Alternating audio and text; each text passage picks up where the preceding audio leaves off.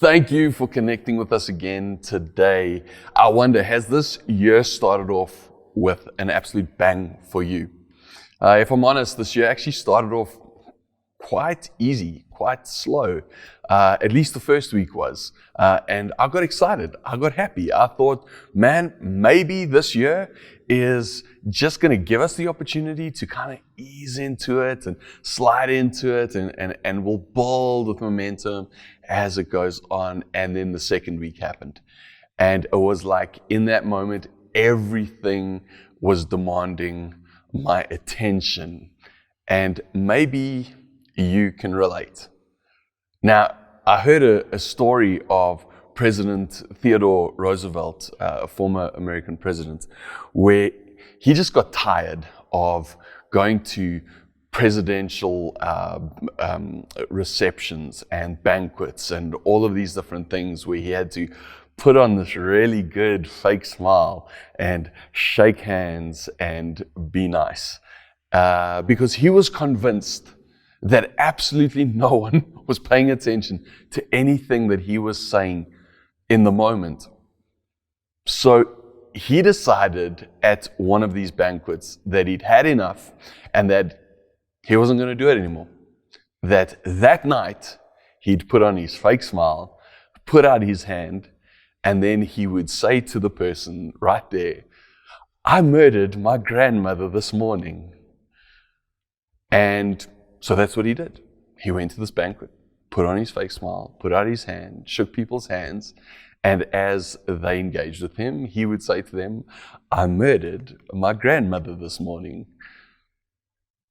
And everyone responded with statements like, "Oh, that's so nice," or "That's lovely," all confirming exactly what he suspected, that absolutely nobody was actually listening to what he was saying. Except for one foreign diplomat who, as he went through his process, fake smile, handshake out, "I murdered my grandmother this morning," the diplomat leans in and with a whisper says, "She probably had it coming." Now, as I, for a moment, think about the setting that all of this happened in, this was in a banquet hall. It must have been really loud. Just for a moment, imagine all the voices that were busy speaking, all the people that were busy speaking, the waiters taking drinks orders, coming in with glasses, and there's cutlery clanging about in this hall, and there's a band on stage that's busy playing. And I can actually very well believe that maybe people weren't necessarily not paying attention to what he was saying, but maybe they just couldn't hear him over all the static noise in the room, that there would have been way too much static noise in that banquet hall. Now, if you joined us last week, you may remember me saying something along the lines of, true hope isn't based on outcomes, but that true hope is based on God's character. If you haven't connected with us last week, then I want to encourage you, go check it out. But keeping that in mind, and then keeping in mind the story of President Roosevelt, maybe a really good question for you and for me to ask ourselves with all of this in mind is just, how can I hear the voice of hope when life is filled with all this static noise? Now, I've said static noise twice, and you may be at the point where you're going, "Ramon, clarify static noise." Well, the definition of static noise is continuous background noise that overstimulates your auditory cortex. Now, the auditory cortex is the part of the brain that processes sound. And long stints of this being too noisy can actually be quite harmful to you and to me. Another definition of static noise is a constant background noise, especially one that drowns out other sounds. Maybe you're starting to get a little bit of a picture of what I'm talking about. For those of us who've not got there just yet, what's static noise in our lives? What is that noise that drowns out other things in our lives? Well, static noise can be the TV, it can be your cell phone, it can be social media or the internet, it can be your favorite playlist, it can be social gatherings that you like to go to. And at those social gatherings, what comes with that? Well, some gossip. Gossip can be static noise. With that, substance abuse can be static noise in our lives, as well as food abuse can be static noise in our lives. Work can be static noise. Now, as we look at the stuff that we've mentioned, we can say, hey, some of that, yes, we can agree is inherently bad, like we just shouldn't have any part of that. And then others, we can look at and go, but it's not inherently bad. And that's true. But yet all of these things, when they are used to drown out what's really going on in life, can be very harmful to you and to me.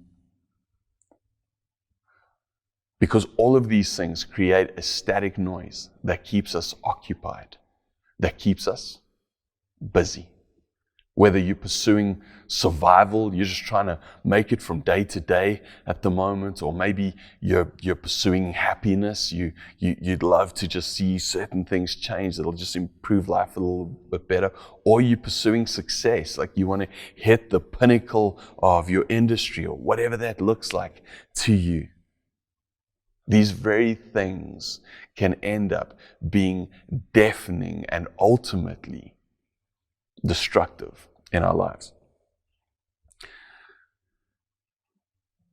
What's crazy for me is how the static that we engage with can ultimately cause us to become static ourselves. What does that mean? Well, it's the noise that can cause us to become ineffective in life. There's this portion of scripture found in the Old Testament where God is engaging with probably one of the most well-respected prophets in all of scripture, a guy by the name of Elijah. And God invites Elijah up this mountain to come and connect with him. And here's how it speaks into the story. It says this. It says, God speaking to Elijah, he says, "Go out and stand before me on the mountain," the Lord told him. And as Elijah stood there, the Lord passed by, and a mighty windstorm hit the mountain. It was such a terrible blast that the rocks were torn loose. But the Lord was not in the wind. After the wind, there was an earthquake, but the Lord was not in the earthquake. And after the earthquake, there was a fire, but the Lord was not in the fire. And after the fire, there was the sound of a gentle whisper. And then he goes on to explain that ultimately God spoke to Elijah through that gentle whisper. Here we see in this story God wanting to connect and talk to Elijah, and he invites him to go up this mountain to go and be with him and meet with him. And then it says that this wind came along, but God didn't speak to him through this wind, and this earthquake came along, and God didn't speak to him through the earthquake, and the fire came along, and God didn't speak to him through the fire. And if you and I just take a moment and look at these three different elements, we can all agree that they have a couple of things in common. One of those are that they are all loud. That they're all loud. A wind is loud. An earthquake is loud. I don't know if you've ever stood next to a forest fire, but man, it can get loud. The other thing that they have in common is that these are all potentially hurtful. These can all hurt you and me quite badly. Wind, earthquake, fire.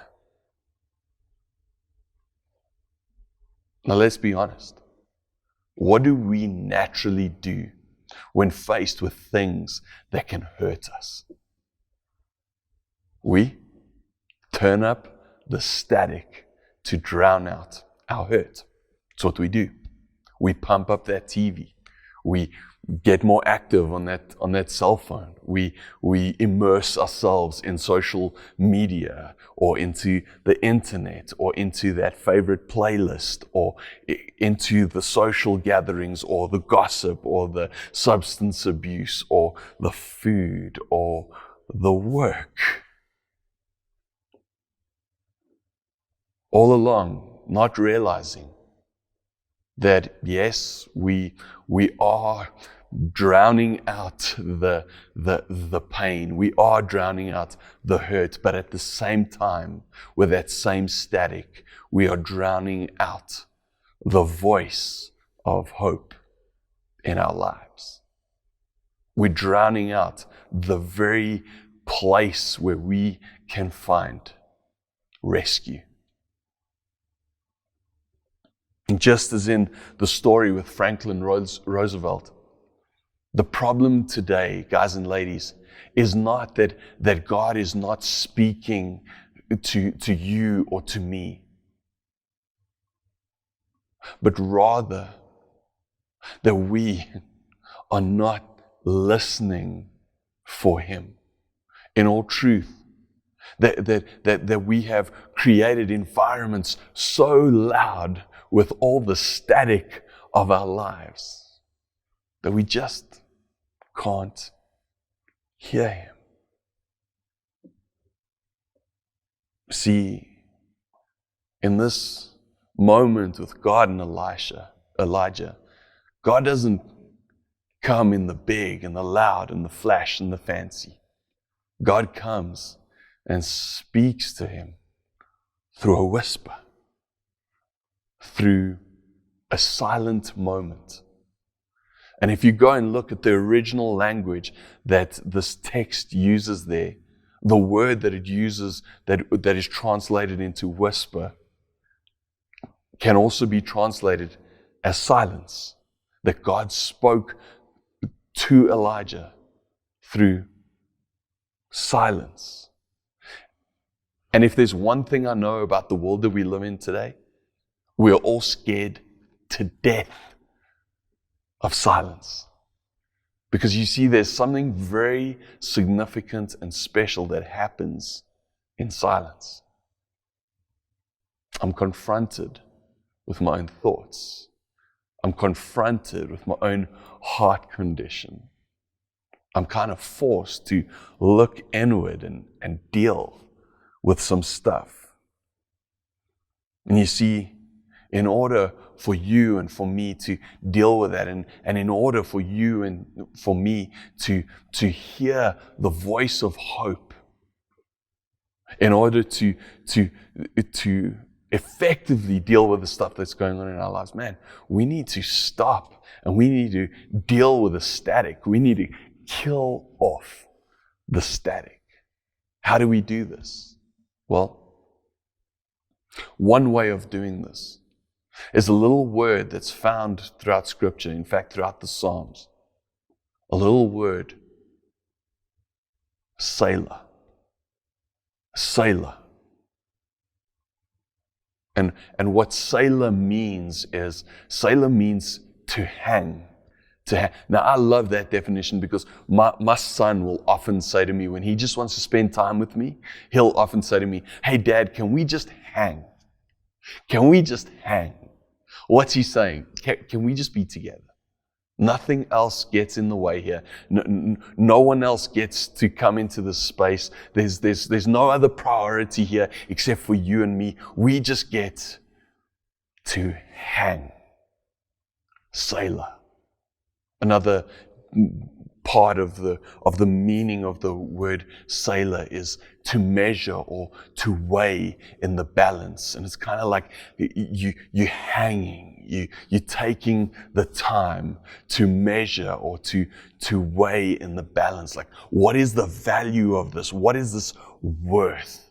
And that's part of the meaning of the word Selah, is to be valued. It also means to pause and to calmly think about it. To pause and calmly think about it. Guys and ladies, how often do we in life pause and think about it anymore? The psalmist uses the word Selah very, very strategically. Very strategically. When the psalmist says this, he says, "Oh Lord, I have so many enemies. So many are against me. So many are saying, God will never rescue me. Selah, Selah." And right there he's saying, hey, this is what's being said about me. So let's hang. Let's take a moment. Let's weigh in the balance. Let's measure this. Let's see if there's any value to what people are saying about me. Okay, that's what they're saying. Is it true? Yes, it is true that they are saying that about me. But is what they're saying true? No, not for a moment do I believe that this is God's heart for my life. Okay, so let's move on. And then he goes on to say this. He says, but you, O Lord, are a shield around me. You are my glory, the one who holds my head high. I cried out to the Lord, and he answered me from his holy mountain. Selah. Let's hang out there for a while. Let's consider what's being said there. Let's pause and calmly think about this. Is there value to that? Oh, most definitely. Most definitely. Your Lord are that shield around me. You're that protection. The one who holds my head high. And when I cried out to you, you answered me. Let's rest on that for a while. Let's soak that in. Let's think about that in the moment.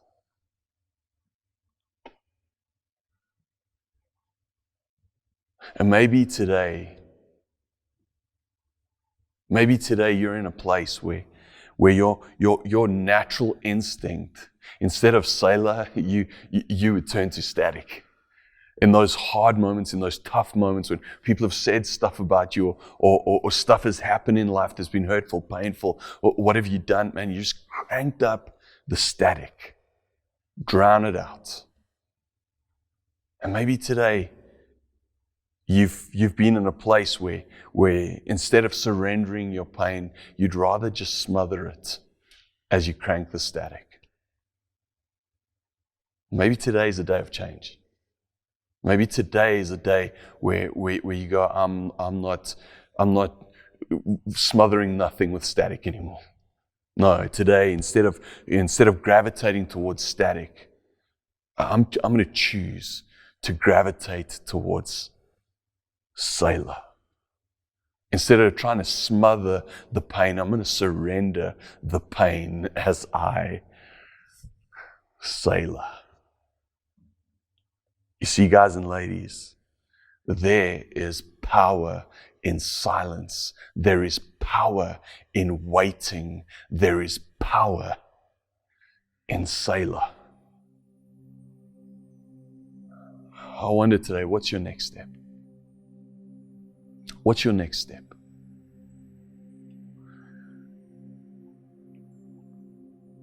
Are you ready to turn down the static and to turn toward those moments of Selah, to hear the voice of hope for your life? Are you willing to find that whisper in the silence? Are you ready to pause? Are you ready to measure? Are you ready to weigh in the balance? Are you ready to value the silence, to meet with God in your life? Then I want to encourage you today. Switch off the static and turn to the voice of hope. How do we do this? Selah. And right now, as you sitting at home or wherever you're sitting,